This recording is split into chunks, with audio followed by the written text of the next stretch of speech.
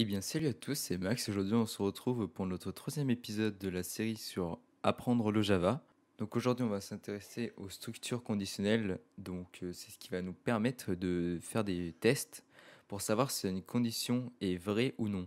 Donc je vais vous donner un exemple. Par exemple, s'il fait beau, je vais sortir dehors. Sinon, je vais rester à l'intérieur. Tout simplement. C'est ces petites conditions qu'on va apprendre à faire en Java. Donc avant de commencer, il faut savoir qu'on a des opérateurs de comparaison. Donc on a, par exemple, on a inférieur, on a supérieur, on a aussi inférieur ou égal, supérieur ou égal, on a égal, il faut bien l'écrire avec deux égales, et on a aussi du coup différent. Tous ces opérateurs vont nous aider dans les structures qui vont suivre. Donc on va commencer avec la structure if et else. Donc c'est une des plus courantes, des plus basiques dans les conditions. Donc je vais vous montrer ça tout de suite avec un exemple de syntaxe. Donc avant je vais créer une variable int, donc je vais l'appeler nombre, je vais la donner la valeur 5, et je vais en créer une autre pour plus tard que je vais appeler nombre 2 et je vais donner la valeur 10. Donc la syntaxe du if else elle est très simple. Vous écrivez if, vous mettez votre condition, donc là du coup je vais faire si nombre est supérieur à nombre 2, on va afficher salut. Sinon, on va afficher au revoir. Donc en gros, si la première condition est vraie, et du coup c'est le premier bloc d'instruction qui va être exécuté. Donc c'est-à-dire que ça va nous afficher salut. Et si du coup la condition est fausse, ça va nous exécuter le deuxième bloc d'instruction qui est du coup else. Donc on va faire le test tout de suite, je vais lancer le programme. Donc comme on peut voir, ça nous écrit au revoir parce que du coup la condition que 5 est supérieur à 10 n'a pas été respectée. Donc ça nous lance du coup ce bloc, c'est-à-dire au revoir. Il faut savoir qu'on a aussi un autre truc qui s'appelle du coup else if, donc ça correspond à la contraction de else et de if, et ça nous permet de diminuer la taille d'un ensemble de conditions. Donc en gros, on va l'écrire, je vais enlever le else pour l'instant, je vais l'ajouter ici, donc je vais écrire else if, je vais mettre la condition que si nombre est égal à 5, ça nous fasse l'instruction à l'intérieur, donc ici je vais écrire sout, on va afficher nombre du coup. Et la première condition, je vais la changer. Je vais faire en sorte que si nombre est égal à 6, ça m'affiche aussi nombre. Et bien sûr, si on veut, on peut du coup rajouter notre else. Et du coup, si aucune de ces deux conditions va être respectée, ça nous fera forcément notre else. Donc je vais écrire rien. Donc du coup, on va faire le test pour les trois conditions du coup, enfin pour les deux plutôt. Donc là, vu que nombre est égal à 5, c'est censé nous afficher celui-là. Donc, comme on peut voir, ça nous a affiché 5. C'est pas du tout un bon exemple parce que du coup, vu que j'ai mis exactement la même chose, on peut pas savoir si c'est vraiment vrai. Donc, je vais rajouter du texte pour celui-là. Je vais mettre voilà, deux points comme ceci. On relance. Voilà, donc on voit bien que ça nous affiche 5. Et si je rends 5 du coup qui est égal à 6, ça nous affiche bien du coup la première condition avec son instruction qui est voilà et le nombre.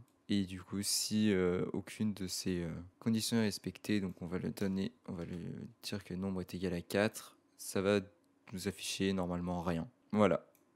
Donc ensuite, on a aussi une autre structure qui s'appelle switch. Donc elle va nous permettre d'éviter du coup d'invoquer trop de if et de else if. Donc en gros, pour vous donner un exemple, si vous voulez plein de conditions, vous allez vous retrouver avec un code comme ça. Donc ça commence à faire beaucoup. On est d'accord. Et bien pour éviter cela, il y a une autre structure du coup qui s'appelle switch et qui rend cela du coup beaucoup plus simple. Donc je vais enlever tout ça, hop là, et on va tout de suite commencer avec sa syntaxe. Donc il vous suffit tout simplement d'écrire switch, de mettre dans les parenthèses la variable que vous voulez tester. Donc là on va tester nombre. Vous ouvrez les accolades et tout va se passer à l'intérieur. Vous allez tout de suite vous rendre compte par contre qu'on peut faire beaucoup moins de choses que dans un if. Parce que la syntaxe est la suivante, il va falloir que vous écriviez case et ensuite par exemple 5. Et vous mettez deux points. Ensuite vous écrivez l'instruction que vous voulez, donc moi je vais écrire bien joué. Et il ne faut pas oublier le break. Donc en gros, maintenant je vais vous expliquer. Notre switch, il va récupérer notre variable. Donc là, notre variable, c'est 4. et il va faire le premier test. Donc il va regarder si case du coup, enfin en gros, il va regarder si nombre est égal à 5. S'il n'est pas égal à 5, il va réaliser l'instruction qui est obligatoire d'être écrite, qui est l'instruction default. Et il faut que vous marquiez du coup ce que vous voulez à l'intérieur. Rien. On n'oublie pas le break. Et en gros, du coup, si c'est comme le sinon, enfin le else avec if, c'est exactement la même chose. Sauf que là, du coup, c'est default et c'est pour le switch. Donc du coup, ça va nous regarder du coup si nombre est égal à 5. S'il l'est, ça nous affiche ça. Donc bien sûr, on peut faire ça avec plein d'instructions. Tac, oups. Un peu galère à écrire. Voilà, comme ça. Donc on va mettre 4 et là on va mettre 8. Ici on va changer. Youpi. Hop. Voilà, donc là, si on lance, vous allez voir, du coup, ça nous a bien affiché Youpi parce que du coup, nombre est bien égal à 4. Et il faut savoir que la petite ligne avec écrit break nous permet tout simplement de sortir du switch. Voilà. Donc, comme on peut voir, le switch, ça reste quand même assez limité, contrairement au if. Mais ça peut rester pratique si vous voulez juste faire des comparaisons, voir si quelque chose est égal à autre chose. C'est, on va dire, un peu plus simple. Mais nous, on va retourner avec le if et on va parler des opérateurs de condition. Donc, je vais supprimer ça. Et du coup, les opérateurs de condition, ils vont nous permettre de créer des conditions plus complexes. Par exemple, on a certains opérateurs qui vont nous permettre de comparer plusieurs valeurs au sein d'une même condition. Donc, sans avoir besoin à créer plein de if ou de else if. Donc, c'est beaucoup plus pratique. Donc, le premier opérateur, c'est le et logique. Donc, il s'écrit avec les doubles esperluettes, donc comme ceci.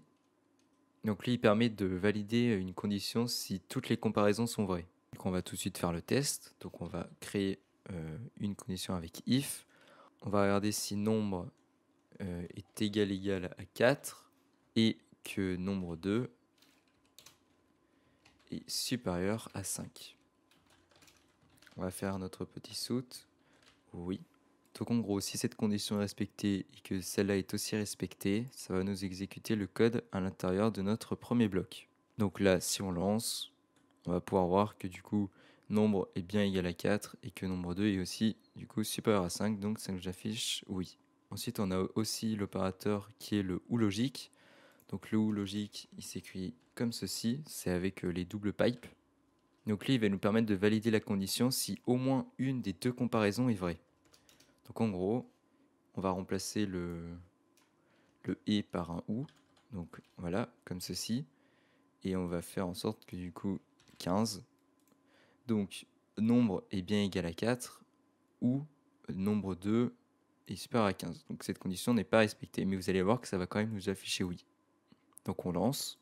Donc comme on peut voir, ça nous a affiché oui parce que comme je vous ai expliqué, il faut bien qu'une condition sur les deux soit vraie.